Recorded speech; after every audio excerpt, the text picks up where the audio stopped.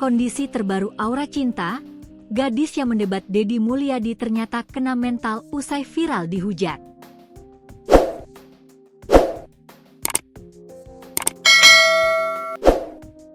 Awalnya Aura Cinta tak menyangka jika pertemuannya dengan Gubernur Jawa Barat Deddy Mulyadi bakal viral.